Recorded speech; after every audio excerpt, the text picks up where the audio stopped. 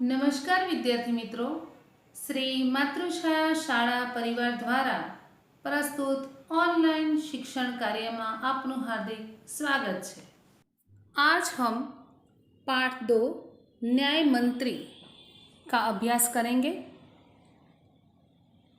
जिसके लेखक है श्री सुदर्शन।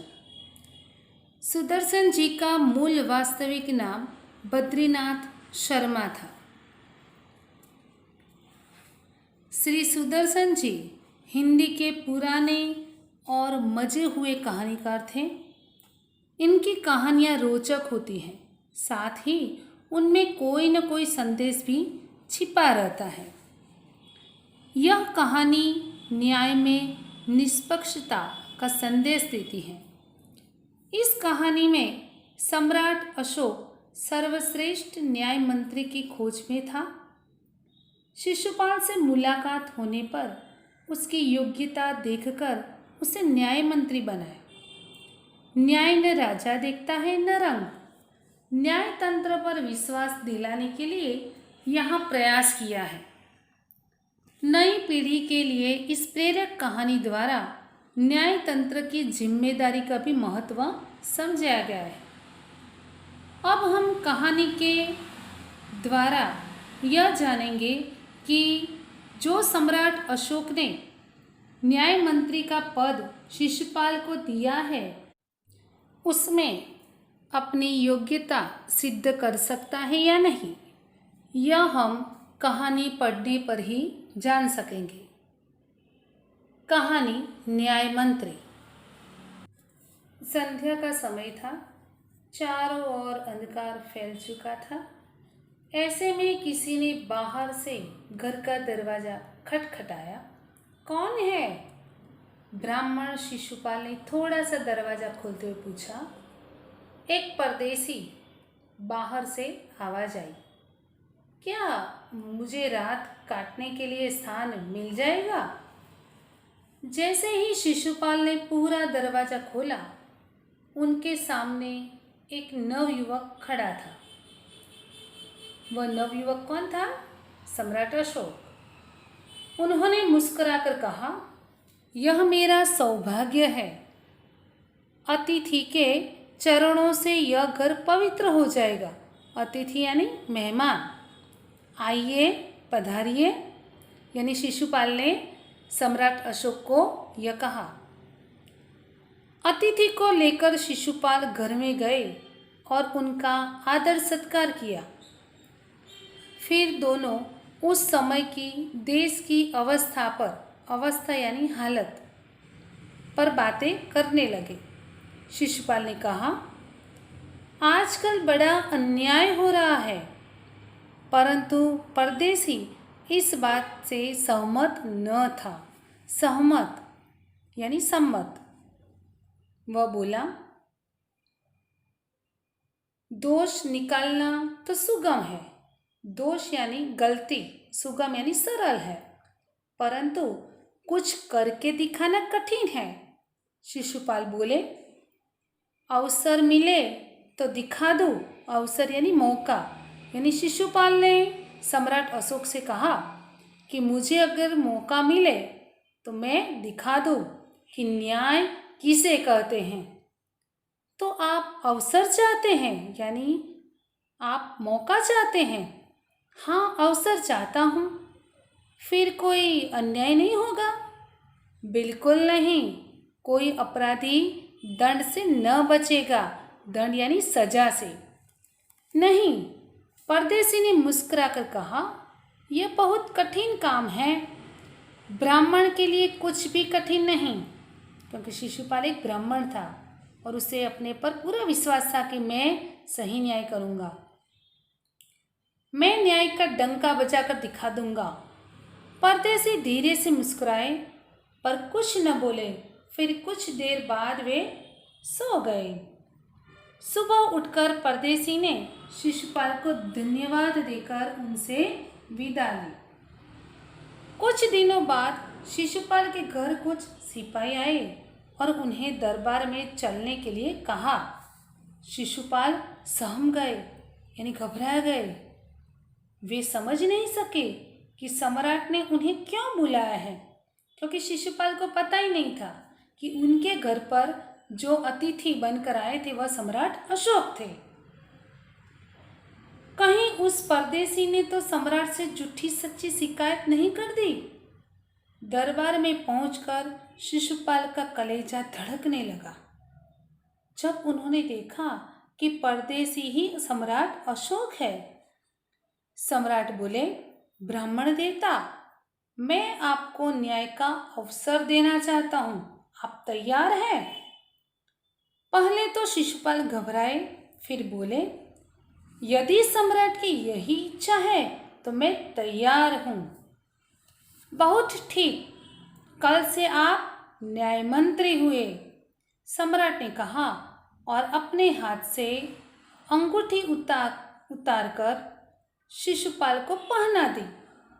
यह सम्राट अशोक की राजमुद्रा थी।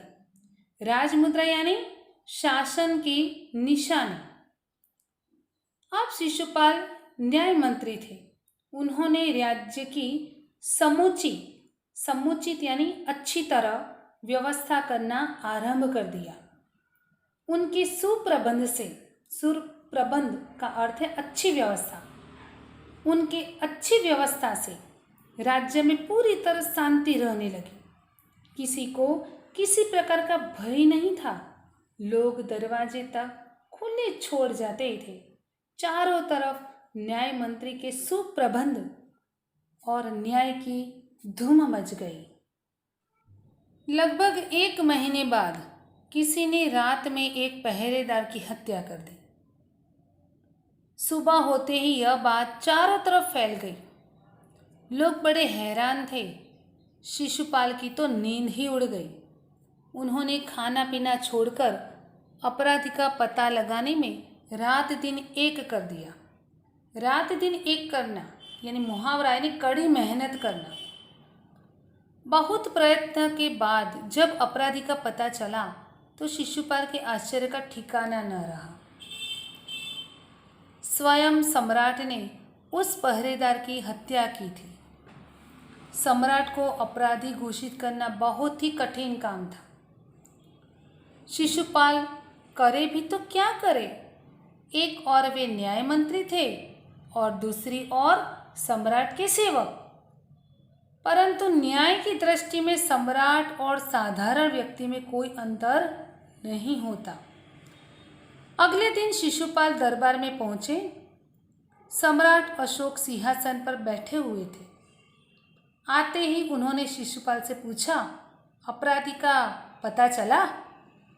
न्याय मंत्री ने साहसपूर्वक कहा, जी हाँ, चल गया। तो फिर उसे उपस्थित करो। यानी सम्राट अशोक ने कहा शिशुपाल से कि हमारे सामने लाओ उसे। न्याय मंत्री कुछ रुके, फिर अपने उच्च अधिकारी को संकेत करते हुए बोले, धनवीर, इन्हें गिरफ्तार कर लो, मैं आज्ञा देता हूँ। संकेत सम्राट की ओर था। दरबार में निस्तब्धता छा गई। निस्तब्धता यानी शांति छा गई। सम्राट का चेहरा क्रोध से लाल हो गया। वे सिंहासन से खड़े हो गए और बोले, इतना साहस? न्याय मंत्री ने ऐसा भाव प्रकट किया जैसे कुछ सुना ही ना हो। उन्होंने अपने शब्दों को फिर दोहराया, धनवीर, देखते क्या हो, अपराधी को गिरफ्तार करो। दूसरे ही क्षण सम्राट के हाथों में हथकड़ी पड़ गई। न्याय मंत्री ने कहा, अशोक,